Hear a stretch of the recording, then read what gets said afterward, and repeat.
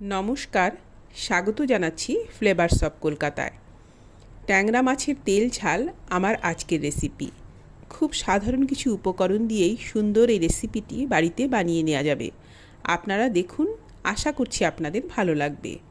আসুন তাহলে শুরু করি। ট্যাংরা মাছ খুব ভালো করে পরিষ্কার করে ধুয়ে নিয়েছি। এবার এই মাছগুলোকে আমি 10 থেকে 15 মিনিট ম্যারিনেট করে রেখে দেব। সেই জন্য মাছের মধ্যে দিলাম পরিমাণ করে লবণ, হলুদ গুঁড়ো আর কিছুটা সর্ষের তেল। যেহেতু আঁশ ছাড়া মাছ, ম্যারিনেশনে সর্ষের তেল দিতে হবে, তাহলে ভাজার সময় মাছ কম ফাটবে।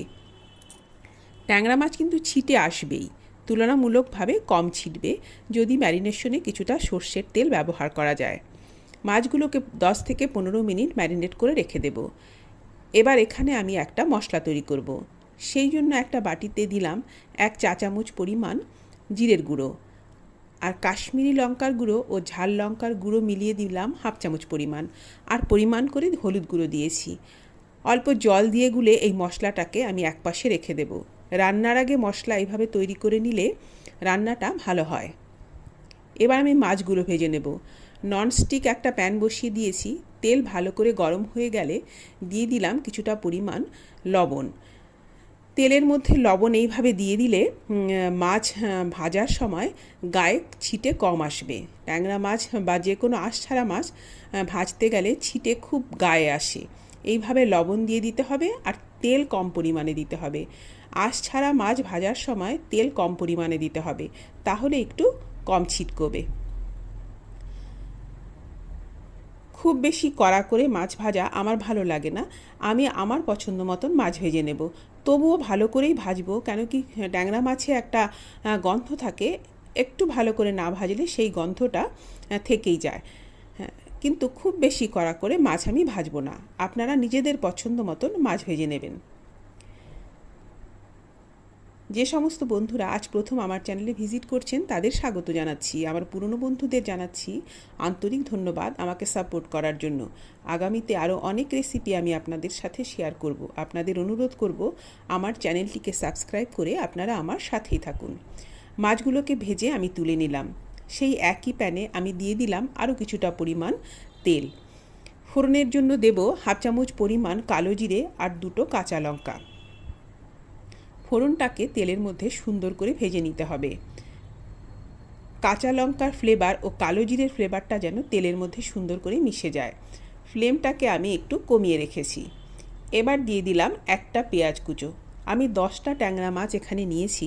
10টা ট্যাংরা মাছের জন্য আমি এখানে একটা মাঝারি সাইজের পেঁয়াজ কুচো ব্যবহার করছি।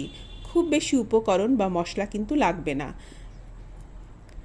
আপনারা এইভাবে একবার ট্যাংরা মাছ রান্না করে দেখবেন, ভীষণ ভালো হয় খেতে।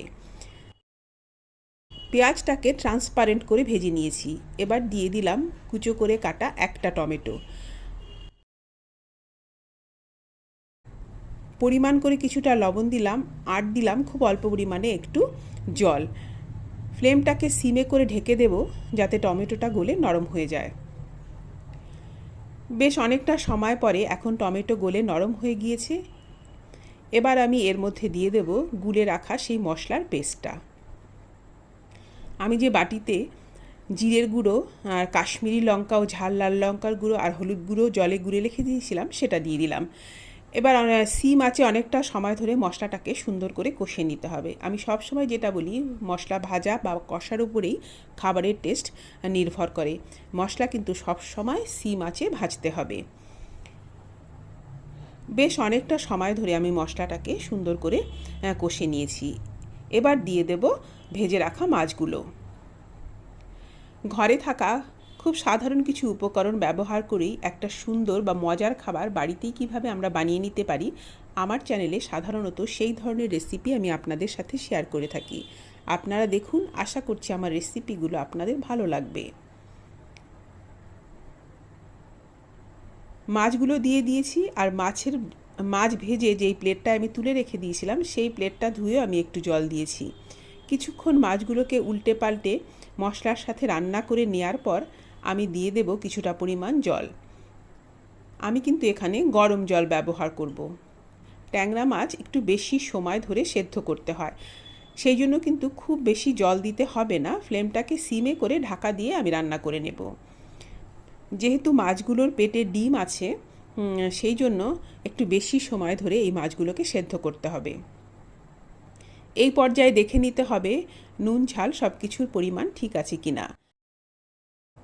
আমি ঢাকনা খুলে মাছগুলোকে একবার উল্টে দিচ্ছি।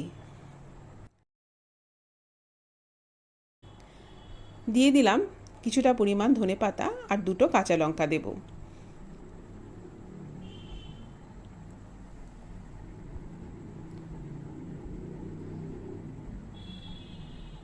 আবারও ঢাকা দিয়ে রেখেছিলাম 2 মিনিটের জন্য। এবার ঢাকা খুলে দিয়েছি আর ফ্লেমটাকে অফ করে দেব।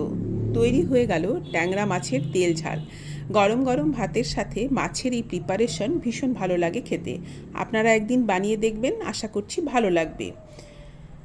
আজ এই পর্যন্তই। আপনাদের অনেক অনেক ধন্যবাদ।